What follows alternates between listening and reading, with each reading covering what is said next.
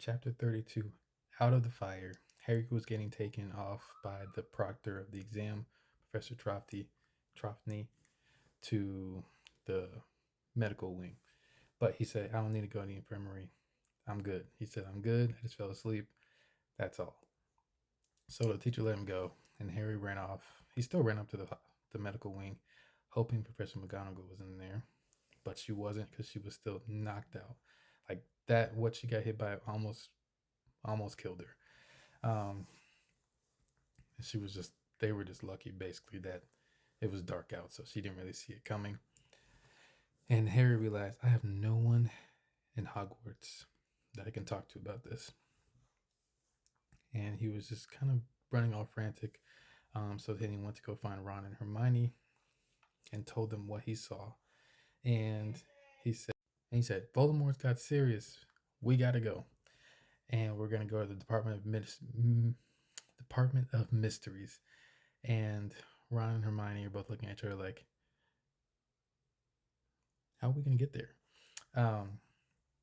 Harry's like, I don't know, but we're gonna get there somehow. And they're trying to stop him, obviously.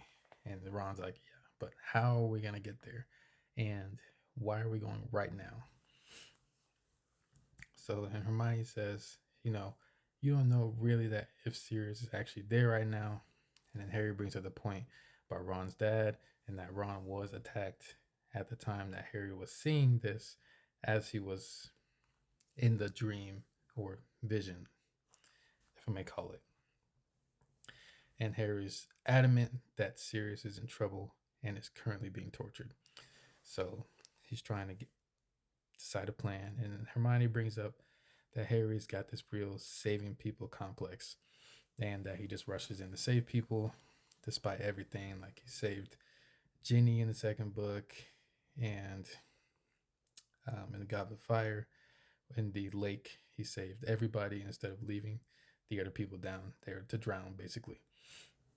She's saying it's not a bad thing, but it does hinder you sometimes.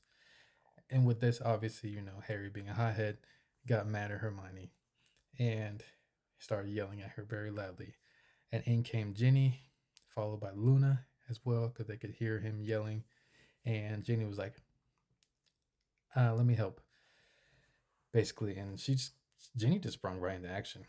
She said, let me help. So they formed a plan to sneak back into Umbridge's office and so they could get into the fire so he could check if Sirius was home first before they try to figure out a way to get to the Department of Mysteries. So they had Ron try to perform a direct distraction, and then Ginny and Luna would watch or be lookouts in the hallway and maybe find a way to clear out the hallway. So they went in, snuck in. Harry got his knife that he uses, and then him and Hermione snuck into Umbridge's office, and Harry popped into the fire and popped out in Sirius's place, and he was yelling for Sirius. There was no one answering except for Kreacher, who answered and was saying, I gotta go back and talk to my mistress. Now I find that weird because I know he's not talking about Sirius's mom. I think he's talking about Bellatrix because he is very fond of Bellatrix, and that's really the only way that they could really know where Sirius was, because they were talking about like how Sirius possibly had been captured. Only way that could happen if his location was revealed. Kreacher is an op, and I believe that. But Kreacher was kind of laughing about Sirius being gone. He basically said Sirius is not going to be coming back today. And then Harris blurted out, so he's at the Department of Mysteries. And Kreacher stopped, but didn't really react. But he stopped at the sound of Department of Mysteries because he did know where he was, and Harry called him out on it. Said, so you do know where he is. Then he didn't say anything else. He just disappeared. But at that point, Harry was grabbed out of the fire by Professor Umbridge, his stubby little hands. And he was grabbed out. Everyone in the room was taken, basically. And Hermione was wrestled down. Draco, Malfoy and other Slytherins were in there. They had Ron, they had Luna, they had Ginny, and Neville as well, because Neville had jumped in to try to save Ginny when she was being taken. So they had all of them, and then Professor Umbridge is like, "Tell me who you were talking to," and all that. They said, "We're not going to tell you." So she's like, "Okay, I'm going to get Snape." And at the sound of hearing Snape, Harry realized, "Oh wait, I still got another friend. Not friend, but I still got another ally here at Hogwarts." So Snape came over,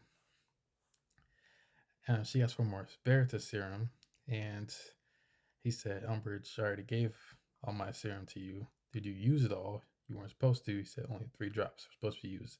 So that confirms that she did put that in Harry's tea that he did not drink smartly earlier in the book.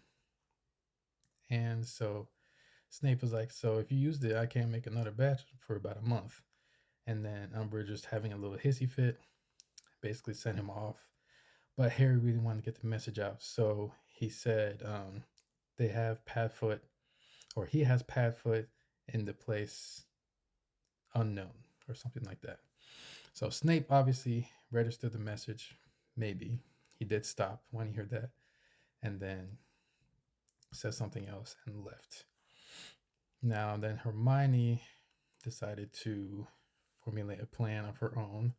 So she kind of broke down when Umbridge was about to use the Crucius curse on Harry, which is illegal to do, but she was going to do it either way, just to find out what he knew.